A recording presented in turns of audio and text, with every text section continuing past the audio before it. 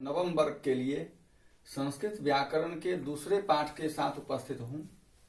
आज हमारा दूसरा दिन है।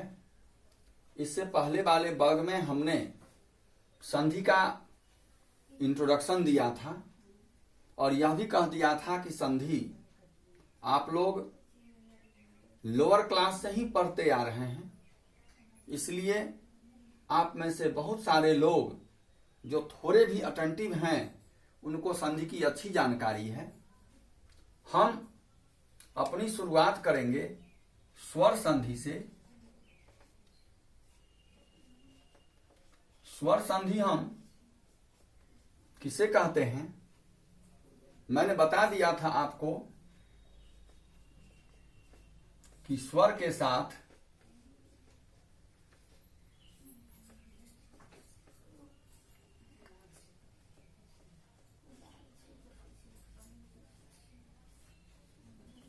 स्वर के मिलने पर जो विकार उत्पन्न होता है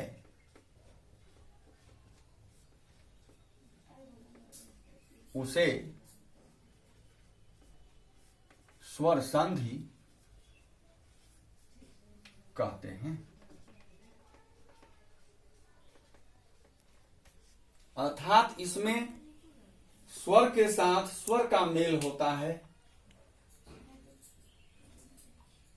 पहला स्वर प्रथम पद के अंत में होगा और दूसरा स्वर दूसरे पद के शुरू में होगा। उदाहरण लेते हैं हम।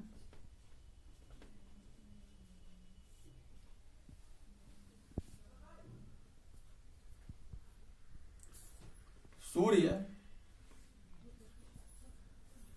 जोर, अस्त। अब देखिए कि सूर्य के अंत में अ है और अस्ता के शुरू में अ है।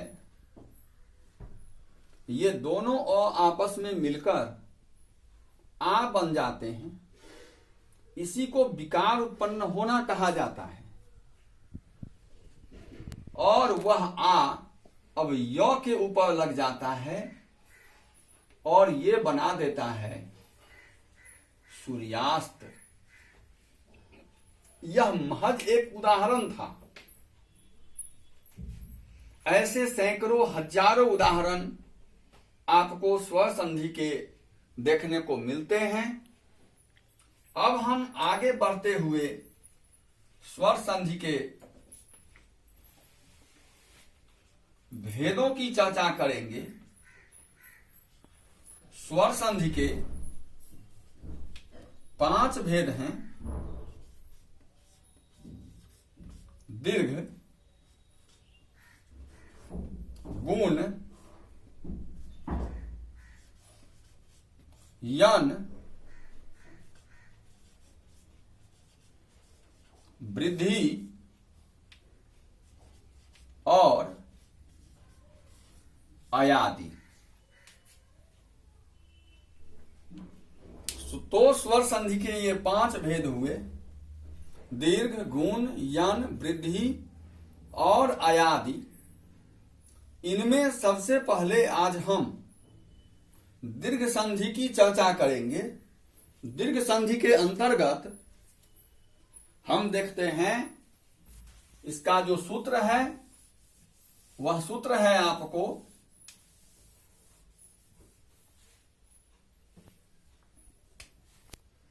अकः सवर्णे दीर्घः। दीर्घ संधि अकः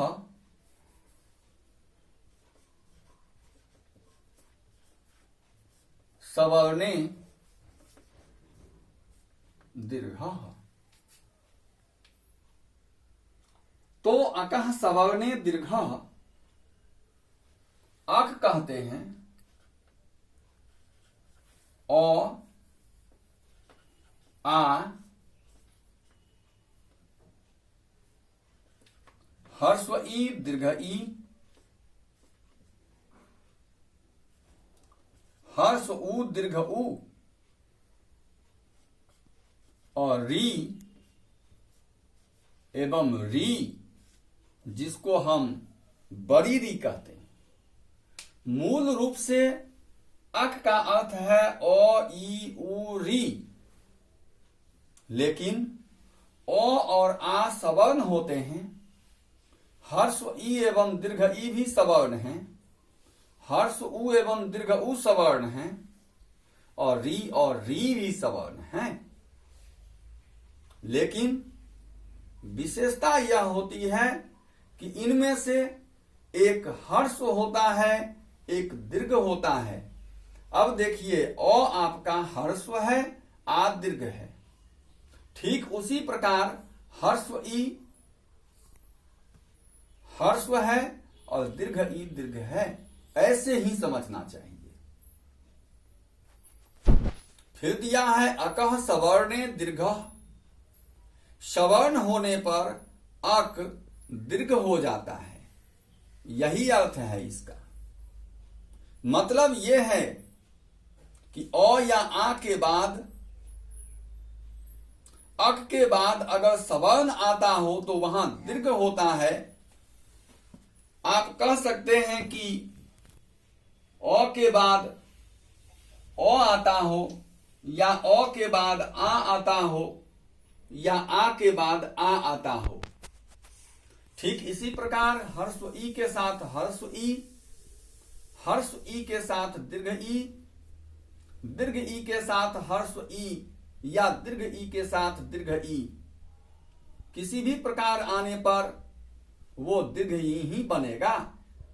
ठीक उसी प्रकार हर्ष उ के साथ हर्ष उ आने पर, या हर्ष उ के साथ दीर्घ उ आने पर, या दीर्घ उ के साथ हर्ष उ आने पर, या दीर्घ उ के साथ दीर्घ उ आने पर दीर्घ उ ही बनेगा।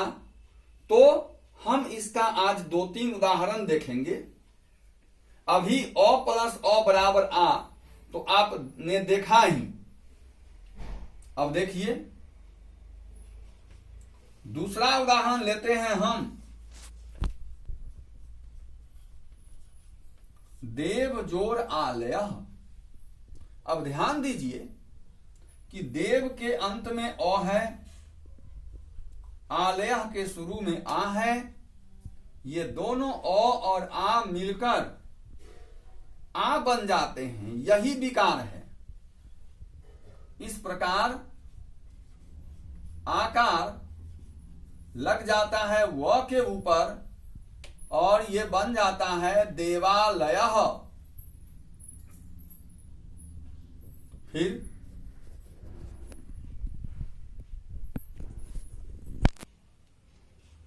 महाजोर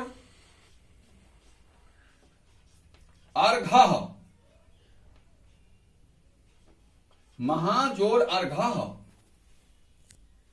अब महा के अंत में आ है, अर्घ के शुरू में ओ है, तो महा के अंत में आ और अर्घ के शुरू में ओ, ये आ के साथ अगर ओ मिलता है तब भी ये आ ही बनेगा और शब्द बन जाता है महार्घः। इस प्रकार हमने देखा कि ओ के साथ ओ के आने पर, या ओ के साथ आ के आने पर, या आ के साथ ओ या आ के साथ आ आने पर हर स्थिति में आ ही होता है। यह दीर्घ संधि का पहला पाठ था जो आज समाप्त हो गया। मैं इन्हीं शब्दों के साथ अपनी वाणी को विराम देता हूं। That's all.